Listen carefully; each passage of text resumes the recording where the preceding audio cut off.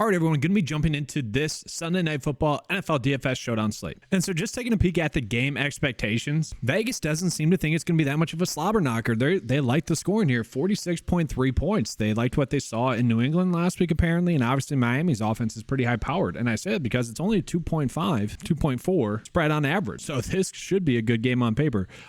Weather-wise, don't have to worry about it too much. We look at the injuries. The biggest one that we are waiting on is going to be Devonta Parker because that could potentially open up some really good value for us, and I'll touch on that as we get into it. Let's actually go ahead and start out with the New England Patriots. So for the Patriots, the biggest change of the slate is going to be whether or not Devonta Parker plays. He is currently questionable. I haven't seen anything that would suggest he's in or out. Okay, like to me, it's up in the air. If he sits, though, that's going to create some very good value for us on this slate. Because if he sits, I think we're going to see Keyshawn Boutte really step up into that huge snap share role again. And personally, guys, I didn't see much out of him talent-wise during the preseason, but he is that guy for them. Like, he is just going to take over for Parker. I do think we're going to see Kendrick Bourne play that many snaps again. He is their receiver number one, it looks like. I personally think they should get Demario Douglas some more snaps. Now, when he was on the field, he was targeted. He had 7 targets, 4 receptions, 40 yards. He is a player that, if you guys have followed my coverage, you know. Like, I've been talking to Puka Nacua. I've been talking to Tank Dell. This is literally the next guy up, okay? So maybe it's a week-by-week thing, okay? It was Puka last week. It was Tank Dell this week. Maybe Demario Douglas will be the week after that. Fingers crossed, right? But in all seriousness, like, he is someone that I want to be looking at because I do think he's going to be at a good price tag. But really, a lot does depend on Parker being active or not. And we can see the snap share. Hunter Henry played about 80% of the snaps. Stevenson played about 72. Zeke played 35. Gesicki played 41. Okay, so we kind of get the gist of it. Let's just talk about which Patriots players I want to be on. So looking at it, I feel like the player that we definitely want to be going out of our way to target is going to be Ramondre Stevenson. And if we just look at, I guess, Thursday Night Football as an example, like, we knew that we want to be jamming in the studs, and it was just all about finding a way to do that. With the price tags that we're getting on this site, specifically for, like, the Patriots, it's pretty open. Okay, like, we can make a lot of lineup pass that we want work because the pricing isn't as aggressive. So Stevenson is something that I certainly like. It took a while for him to get going in that game, and then they remember they have Stevenson, and they just need to get him the ball because once they do, he's really good. And then just like the matchup with Miami is going to be one that I think we want to be targeting the whole year. I feel like their biggest weakness is in the rushing game, so he is someone I think we can be looking at. I feel like we all thought we saw too much of Zeke. He actually didn't look terrible, as bad as I thought he would, but he definitely wasn't good. Like, you need to be giving Stevenson probably slightly more of a workload, especially in that first half. We saw that be corrected in the second half. So I think Stevenson, we could play him in the captain spot, but I was really impressed with Kendrick Bourne.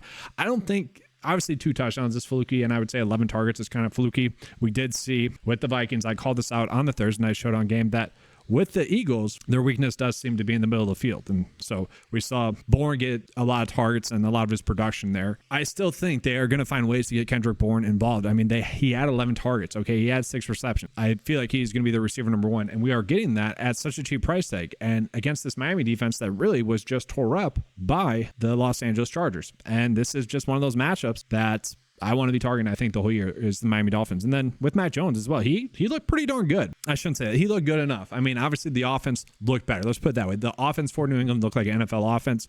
And so, once again, if we're trying to, like, I like the pricing that we're getting here. Like, we can easily stack this. And then I don't think we're playing Juju.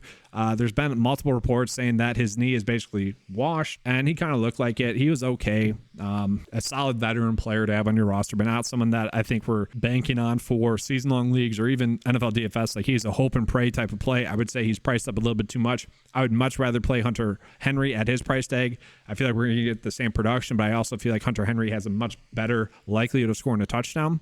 So I'd rather play him. That being said, I don't mind Mike Gesicki at his price tag. He only played in 41% of the snaps, but when he was in, he was decently involved. 3 targets, 3 receptions, 36 yards. I kind of expect that production again out of him. But like I said, the player that I'm most excited about is going to be Demario Douglas. A lot of people are going to probably go with Keyshawn Boutte just because of the snap share. I get it. But if you look at the talent, Demario Douglas just gets open. Like, we have seen this, right? And I already mentioned off the top, like Puka and Tank Dell. It seems like the same situation where if Parker is still out, you just resort to the preseason studs that have been looking good. He kind of operates in that Edelman role, in that Jacoby Myers role. That is him more so. And so I think we're going to see his snaps increase and increase and increase as the season progresses. And then obviously, though, if you do need to find some value, I'm fine with it. Okay, I get it. Now looking at Miami, we probably do want to be favoring Miami a little bit more, but we are seeing Tyreek Hill extremely priced up, and I get that. I'm very interested to see how the Patriots are going to try to stop Hill. I mean, they might even try to double team him, honestly. 15 targets, 200 yards, 2 touchdowns. I mean, he was unstoppable. We want to be finding ways to get him into our builds. And look at this, guys. We do have a lot of salary left over. I think we're going to be forced into playing one of the Patriots players in our captain spot because of this, though. But looking at like Tua, do you want to play him against New England? Maybe. I struggle. I think I would rather go Mac Jones at his price tag rather than Tua. I think that's going to be the correct route to go. And then even if we look at like Jalen Waddle, I struggle to get on him over someone like Stevenson, over Mac Jones, and even Kendrick Bourne. Like, obviously we like it. I don't like that price tag. That price tag is very difficult to me on. Mostert is someone that should have had 2 touchdowns last week. I pointed this out in the props video, and I pointed this out on Twitter. I'll show this to you guys real quick. Here's a play we got Ahmed motioning over. He's the blocker up top there, just whiffs on the block there. So Mostert had to make that defender miss instead of a walk-in touchdown. Only results in a 5-yard play. You could easily turn that into a touchdown. I think a lot of people would probably be looking at him a little bit more. He is a high upside play, high risk, high reward type of play. Like, he could easily bomb your build, but you want some shares of him, especially if you are max entering or playing 20 lineups, 150 lineups. Someone you definitely want in your player pool. And I didn't mention Ahmed. We'll see if he gets some more playing time. I mean, he's been solid when we've seen him on the field lately. Berrios was involved. And if we look at the snap share, we can see Mostert, 73% of the snaps. Like, obviously, we like that. Braxton Berrios, 52% of the snaps. River Craycraft, 40% of the snaps. Ezekama, 30% of snaps, and same thing with Ahmed there. So we are getting a decent amount of value from the Dolphins. It's just trying to get lucky. It's a guessing game. Like, Craycraft obviously scored the touchdown. They were finding ways to try to get Braxton Berrios the ball. I would say if he was at $1,000, I would like him a little bit more. So like I would probably go with Craycraft over Berrios, but I think I'd rather go Douglas. We did see Durham Smythe there. Guys, he played 100% of snaps, had 7 targets, 3 receptions, 44 yards. Probably should have had a touchdown as well. Like, you look at all the tight end snaps, he was like top 5 in all of them last week. Snap share, percent of routes ran on receiving plays, like just high. And so I thought he would be a better play because I thought we would get a better price tag. Still not terrible. Like, once again, he should have had a touchdown.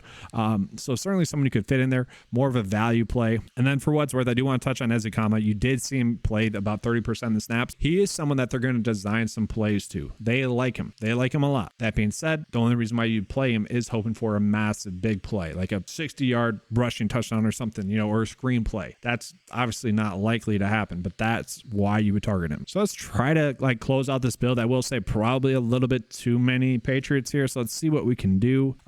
It's difficult. I will say that. Let's go with Bourne. I don't love that in the captain spot, but pricing wise, it does make sense. It allows you to fit in some other players that you'd feel better fitting in. So we got 4.1 left over on average. And so this is where we're probably going Douglas. We got 6.4 left over. Kind of a weird price tag. I don't want to go Juju. And this is where it gets difficult. Like, I'd rather go Hunter Henry. It's okay. I don't love it. Kind of shoulder shrugging and be fine with it. Let's see if we can get up to Stevenson there instead. We can't. We're just off. Let's see, dropping down from Henry to, I don't like that. It'd probably be Durham Smythe there then. Yeah, it makes it more difficult. Do we have to play Mac Jones? Probably not. Could then go up to Jalen Waddle. Like, I'm fine with that. That's kind of how I like manipulating my builds. Probably a decent build here.